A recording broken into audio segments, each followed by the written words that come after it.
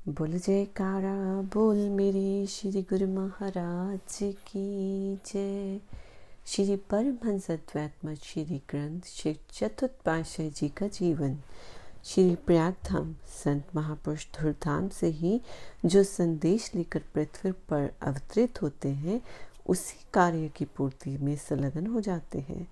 पृथ्वी पर जिस स्थान को उन्होंने श्री चरणवंदों से पवित्र करना होता है, ये सब कुछ उन्हें पहले से ही ज्ञात होता है। इस गुप्त रहस्य को प्रकट ना करते हुए वह गुप्त रूप से अपना कार्य करते जाते हैं। इतना अवश्य होता है कि जिस स्थान पर उन्होंने पदार्पण करना हो, वहां जाने के लिए प्रथम कोई ना कोई कारण बना देते हैं। इस प्रकार आपने भी परमार्थिक राज्य सिंहासन पर विराजमान होकर वही कुछ किया जो कुछ आप धुरधाम से करने के लिए आए थे। जैसा कि पीछे लिखा जा चुका है कि आप अधिकतर समय श्री प्रयागधाम में व्यतीत करते थे। श्री प्रयागधाम ने तो मानो आपको हृदय स्थल पर आसन देकर अपने प्रेम पाश में बांध लिया था। आप महाराष्ट्र, आंध्र प्रदेश एवं हैदराबाद आदि के प्रेमियों की अत्यधिक पुकार से उन्हें भक्ति का अमृत पिलाने में संलग्न हो गए। इसके साथ साथ आपने श्री प्रयागधाम को नव्य रूप भी प्रदान किया। आप श्री अनंतपुर से प्रस्थान करते समय 50-60 शरणागत सेवकों को क्रम से बस पर श्री प्रयागधाम के लिए तैयार कर साथ ले जाते। श्री प्रयागधाम में भी प्रेमी जन विनय भरी पत्रिकाओं के द्वारा श्री आज्ञा मंगलवार श्री दर्शन के लिए आते रहते। श्री 108 श्री परमहंस सतगुरुदेव तीसरी पातशाह जी ने श्री प्रयागधाम को आरंभिक रूप में आपने उस पर भवनों का निर्माण करवाया। श्री प्रयागधाम में बाहर से आई हुई संगतें श्री दर्शन करके तथा आपके द्वारा भक्ति के अनुपम रहस्य को उद्घाटन किया हुआ देखकर अत्यंत प्रसन्न होती। आपने श्री प्रयागधाम में इन नियमों का पूर्ण रूप से पालन किया। जो भी प्रेमी गुरुमुख श्री प्रयागधाम में आए, उनके लिए 24 घंटों में से 1 घंटा तो भजन अभ्यास करना आवश्यक है। दोनों समय श्रद्धा एवं प्रेम से श्री आरती पूजा में सम्मिलित होना, लंगर की सुव्यवस्था में अति उत्तम सुशोधन कर दिया। दोनों समय लंगर में भी भोजन करना, किसी की निंदा चुगली व्यर्थ की बातों में ध्यान न देकर अधिक से अधिक समय भजन अभ्यास करने में लगाना, सेवा पर निश्चित समय पर पहुंचना तथा हृदय में गुरु सेवा का भाव लेकर निष्काम कर्तव्य निभाना, अपने आचरण को पवित्र तथा शुद्ध रखना एवं सबके साथ प्रेम और सभ्यता का व्यवहार करना, समय की कद्र करना एवं प्रत्येक कार्य को यथासंभव करना, भक्ति के नियमों को अपनाते हुए सदा ही श्री आज्ञा में तत्पर रहना, सच्चाई, हमदर्दी, सहनशीलता आदि गुणों को अपने अंदर समाहित करने में तत्पर रहना, हर समय अपने लक्ष्य जीवात्मा के कल्याण को सम्मुख रखते हुए अमली जीवन बनाना। आप अपनी मौज में कई बार यह वचन फरमाते थे कि पृथ्वी पर अथवा आकाश पर, यूं कहिए कि विश्व में जो कुछ भी दिखाई देता है, नदियां, पर्वत, सूर्य, चांद, सितारे आदि, ये सब जीव के अंदर है। भजन अभ्यास की कमाई से इन्हें देखा जा सकता है। बाहर तो पानी की नदियां हैं और अंदर दूध की नदियां बह रही हैं। वृक्षों पर हीरे लाल लटक रहे हैं, पुष्पों की वर्षा हो रही है। जो जीव भजन अभ्यास की कमाई करता है, वही इसे देख सकता है। इससे भी अधिक न जाने अंदर क्या है, उसका वर्णन नहीं किया जा सकता।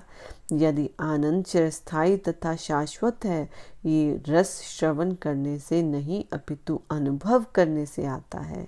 जिसने भी अंतर्मुख सुरती पर सहज समाधि में ध्यान लगाया, वही इन दृश्य को देख सकने में समर्थ हो सकता है। क्योंकि संतों ने लिखा है, तेल सुआओ तंदाऊ आदा, जागृत स्वाद न लिया। अर्थात तेल से बनी वस्तुओं को खाने वाले मनुष्य को तब तक वह वस्तुएं अधिक स्वादिष्ट लगती हैं जब तक उसने घी से बनी हुई वस्तुओं को नहीं खाया। जब उसने घी से बनी हुई वस्तुएं खाकर देखी तो वह हैरान रह गया और कहने लगा कि यदि मुझे ये पता होता कि घी का स्वाद ऐसा होता है तो मैं तेल से बनी वस्तुएं कदापि न खाता। संत फरमाते हैं कि जब नाम रूपी रसायन का आनंद अनुभव होने लगता है तो शेष सभी रसायन तुच्छ भासने लगते हैं, उनका स्वाद फीका हो जाता है। जब तक जीव माया के घेरे में फंसा हुआ है तब तक इसे संसारी सुख ऐश्वर्य अति युक्त लगते हैं, परंतु जब संत महापुरुषों की चरण शरण ग्रहण कर लेता है और भक्ति का आनंद प्राप्त कर लेता है तो इसे विदित होता है कि भक्ति में कितना आनंद है। तब गफलत में बिताए हुए समय के लिए पश्चाताप करता है।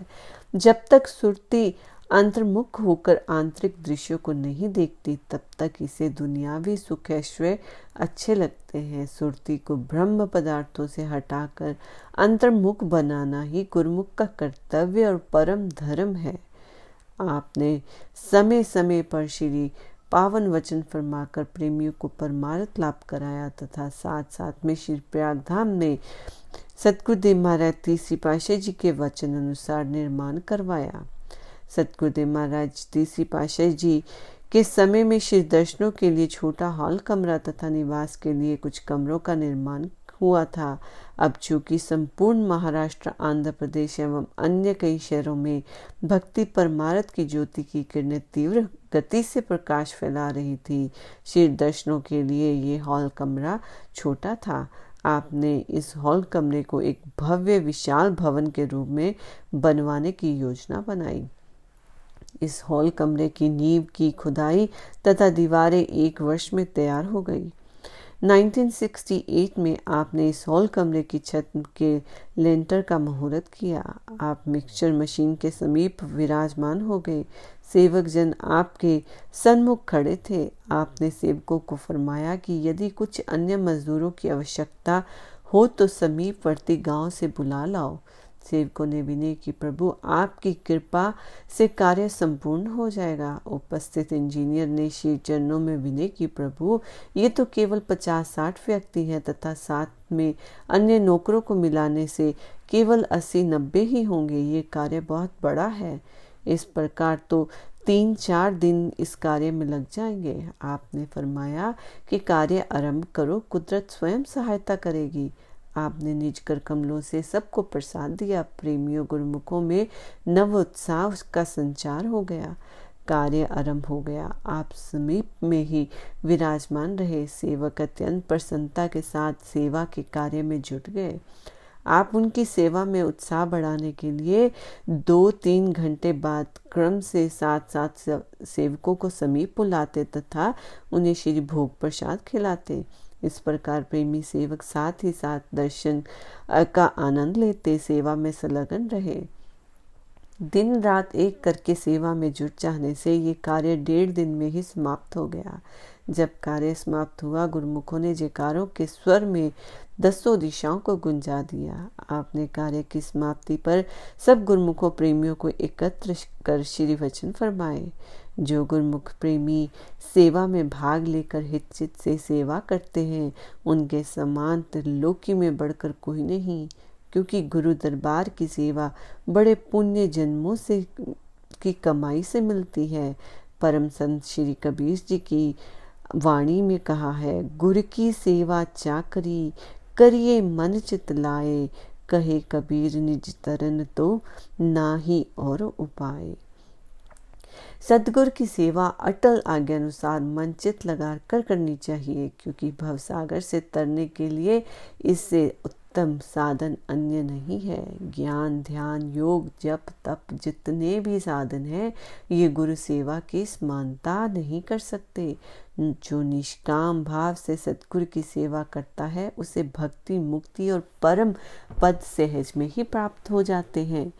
गुरुमुखों की सेवा के फल स्वरूप ही ये कार्य शीघ्र पूरा हो गया। आपके समीप कुछ महात्मा जन एवं भगत जन खड़े थे। उन्होंने विनय की प्रभु आपकी कृपा से ही सब काम पूरा हुआ है, इतना कहकर सबने दंडवत वंदना की। आपने फरमाया कि भक्ति को चाहे मालिक की होती है, परंतु महापुरुष सतयुग युगांतरों से अपने सेवकों का मान बढ़ाते हैं। जैसे त्रेता युग में श्री रामचंद्र जी महाराज की थी, पर उन्होंने सेवकों का मान बढ़ाने के लिए हनुमान जी की सेवा को प्रमुखता दी। द्वापर युग में शक्ति तो श्री कृष्णचंद्र जी महाराज की थी, परंतु भगवान ने नाम अर्जुन का ही किया। स्वामी जी तो सदा सेवकों को उच्च दर्जा देते हैं। सेवक बनने के लिए सेवक के सभी कर्तव्यों का पालन करते हुए गुरुमुखों ने अपनी मंजिल तक पहुंचना है। इस प्रकार आपने इस हॉल कमरे का निर्माण करवाकर इसे एक भव्य विशाल भवन में तैयार करवाया। इसके अतिरिक्त संगतों के निवास के लिए आपने हवादार विशाल कमरे, भोजनालय, स्नान गृह तथा अन्य कई स्थानों की रचना करवाई, जिससे कि संगत को किसी प्रकार की कठिनाई न हो। साथ ही श्री प्रयागधाम को एक सुंदर अनुपम रूप देने के लिए पार्क तथा उद्यान बनवाए। इन पार्कों को बनवाने के लिए कितना कठिन परिश्रम करना पड़ा, परंतु आपने फरमाया कि हमने इन पत्थरों के स्थान पर अनाज और फूल पैदा करने हैं। आपने सेवकों में उत्साह भरकर स्थान स्थान से पत्थरों के ढेर दूर करवाए, बुलडोजर से जमीन समतल करवाकर कितनी ही मिट्टी डलवाई और फिर उपज योग्य जमीन बनवाकर यहाँ पर उद्यान, पार्क तथा खेत बनवाए, जिसके फलस्वरूप आज श्री प्रयागधाम में एक परमार्थिक केंद्र के रूप में अपनी ही शोभा पर इठला रहा है। दर्शनार्थ संगतें इस वातावरण में पहुंचते ही स्वयं ये भजन अभ्यास करने के लिए मन खींचा चला आता है। सुरती निर्मल वातावरण को पाकर स्वतंत्र होकर स्वयं शब्द में लीन होकर आनंद प्राप्त करती है। ये सब प्रताप था आपके भजन अभ्यास के नियम को पूर्ण रूप से परिपालन करवाने का। जब भी श्री श्री 108 श्री सतगुरुदेव महाराज जी पंचम पातशाही जी इस पारमार्थिक केंद्र श्री प्रयागधाम और को भी विशाल बना रहे हैं। बोलो जयकारा बोल मेरे श्री गुरु महाराज की जय।